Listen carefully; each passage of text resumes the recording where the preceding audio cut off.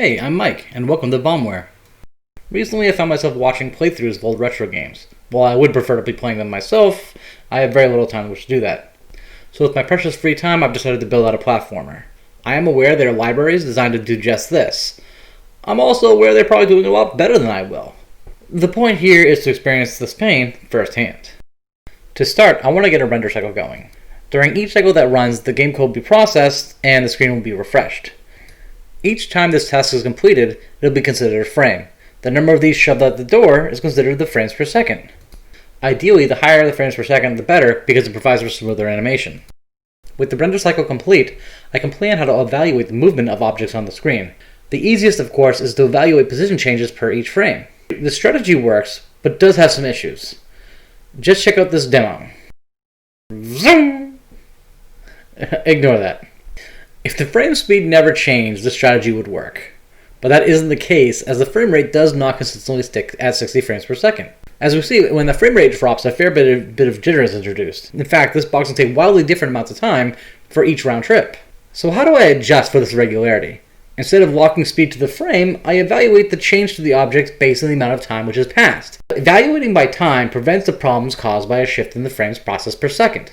The time difference is cumulative, and as long as the frame is processed, there is no negative effect to the timing. Consistency should no longer be an issue due to frame rate. When running the demo, the bottom box pulls away from the top box over time. I adjusted the speed of the top box so it matches the box below it. The difference between these two evaluation methods becomes much more apparent when adding a load which slows the frame rate. So this isn't a perfect solution, because a slow frame rate at just the right time can really mess with the physics logic. For example, I have an object whose speed is 240 pixels a second. At 60 frames per second, that's 4 pixels of movement per frame.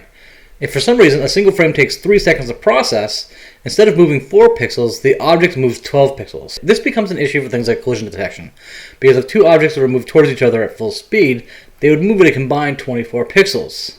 Potentially, this means that two objects could pass right through each other before any collision detection code was run. The solution to this issue is to use an accumulator methodology. That's probably not the real term, but I spent enough building and testing it that I'm using whatever term I want.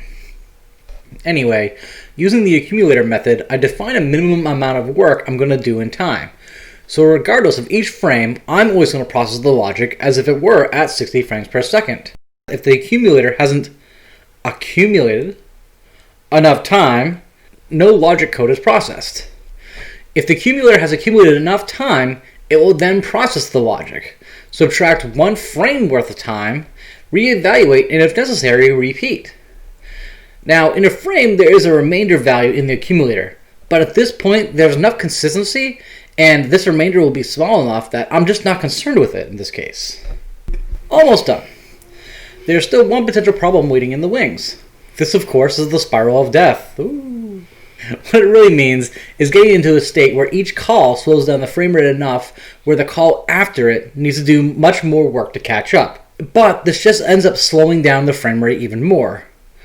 This should be avoided at all costs, and the best way to handle this is to make sure there's enough headroom in each process. So as a last step, I'm implementing a clamp. My current clamp is on the number of logic processes per frame, but there could be room down the road to optimize this more. The clamp essentially throws out all logic steps that would be processed beyond a certain amount. Limiting the logic processes helps mitigate the impact of a big logic hit, but will introduce a temporary slowdown. A small price to pay to prevent the logic from spiraling out of control. With all these parts put together, I have my final time frame processing loop. Frame rate and frame speed will still vary, but the workload is consistent because I'm always processing it as if the code were running at 60 frames a second. Now I have an additional display for the accumulator, which changes based on how much work needs to be done. Then, lastly, how many steps are taken. By introducing a load, all these values go up respectively, but the movement of the block remains pretty much consistent even though the code is often hitting the clamp at 5,000 logic processes. In this case, I'm consistently adding load for every frame, but in the real world, the load will shift, and if I remove the load, the box begins running more smoothly again, and the step goes back down. At this point, I've managed to get a good handle on the logic render cycle. My next step is to implement gravity, which will be my first bit of physics logic. I'm excited to move on because now I'll be getting objects to move in a meaningful way. Thanks for watching, and I hope you found this at least somewhat informative. See you later.